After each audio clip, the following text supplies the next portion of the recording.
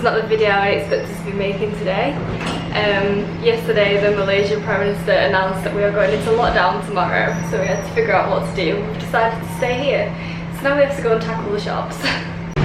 Yesterday the shops were absolutely packed, and I can't imagine they're going to be any different today, but we'll see. 10 AM, this is what the shops are looking like currently. Meat's looking a little bit more stocked up than yesterday. Just a little bit better. You can see that we so far have the essentials: Cocoa Pops, salt and vinegar crisps. There's some Coke back there, a few slices of bread, everything will be fine. Adam says we now have to use towels, just a slight problem. We have joined the queue. The tills are right at the front where that Dunkin' Donuts sign is over there. We have successfully completed the panic shop. I don't think this is too bad. This doesn't look like too much food. No, but we bought mostly just junk. Yeah. Yeah, we have done it like kids, basically. This seems like a lot of eggs, but we're using like 5-6 eggs a day at the moment, so this is going to last us. So we've got a ridiculous amount of eggs, 2 loaves of bread, plenty of crisps and Coke and whatever else. Decided as soon as we're going to be staying here a while, it might be worth getting some actual oil instead of just cooking everything in Lurpak, so we did that. We've got some huge Dolmio sauces. Wait, that one's not Dolmio. How many cooking videos we're going to have to do? I know. What to cook when you're like... What to cook when you're in quarantine. What to cook when you're faced with impending doom. Of course, we got some refreshers, because who doesn't need sweets in a crisis? Tim Tams, because we recently discovered these and these are fantastic. And Adam decided that we're getting some Branston pickle for cheese and Branston pickle sandwiches. The only main issue we found is that the meat had been absolutely ransacked. So it was either these dodgy looking chicken thighs that we've got, or chicken's feet, or beef soup mixture. So we've ended up with these.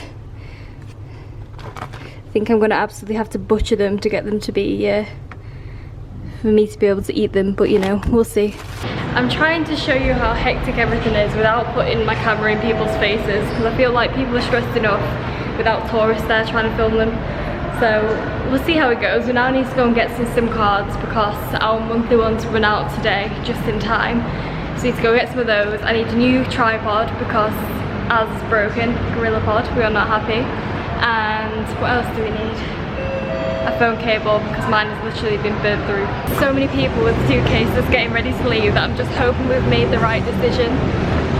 But I'll insert a clip of future Anne talking about why we decided to stay here right now. Didn't find a tripod, so can we just take a moment and look at this setup?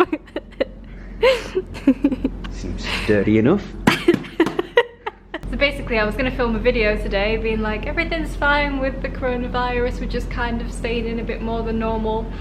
And then yesterday we went to the shops and everybody was panic buying, like out of nowhere, wasn't it? Yeah. It was like we weren't told and everybody else was. Yeah, and apparently there was some kind of rumour going around that we were going into quarantine. It was denied by the police and the government, so we thought, it'd be alright. Yeah, and then the rumour. So then we just kind of got some pop and some chocolate, and that was our panic buy for the day. And then when we got back we saw this news article that said that the Prime Minister was going to be addressing the public at 8. Big news. Big news. So we were getting prepared for it. And then it got moved to 9, and then it was moved to 10, and then 10 o'clock came and there was still nothing on an English speaking radio station. And the news was on for about 3 seconds before we were then talking about the most expensive animals in the world. And that was like the big story of the day when everybody's waiting to find out whether we were going into quarantine. Number 1 was a racehorse that went for between 60 and 70 million US. Number 2 was a bluefish tuna that went to the Tuna King for $3.1 million. The Tuna King? Yeah, that's what he was called himself, the Tuna King. And then finally it came on about 10:15. But the problem is that obviously it wasn't in English, so we were sat here listening. We get the occasional word. Yeah, all he heard was like, it was all in Malay and then it was drastic, and then all in another language, and then it was, what was it, hospitals.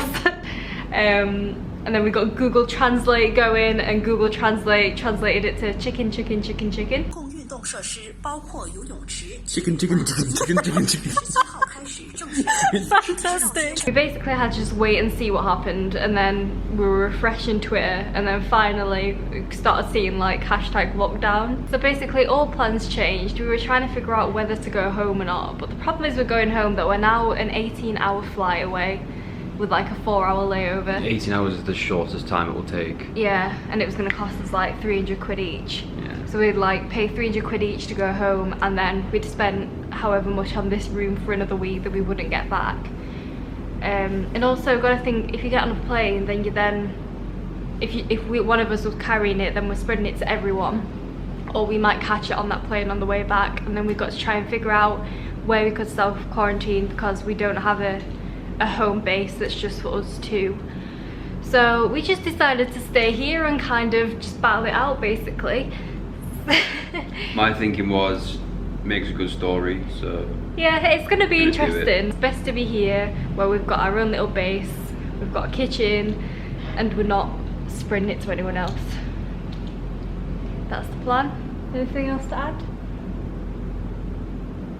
Adam's going to have gone crazy within like 3 days, so I'll check back in with you then.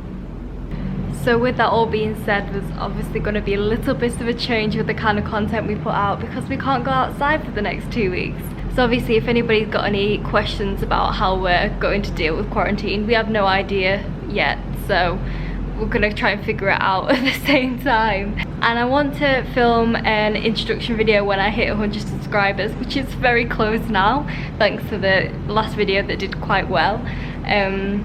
And then anything else that anybody wants to see from then on, whether that's about travel or whether that's about Kuala Lumpur in general, if you leave me a comment, then we can figure out some new content to make, because I'm going to be sat here just trying to figure things out for 2 weeks. So yeah, with that said, I will leave this here. Thank you very much for watching. Goodbye. I don't know, it isn't going to help. Bye.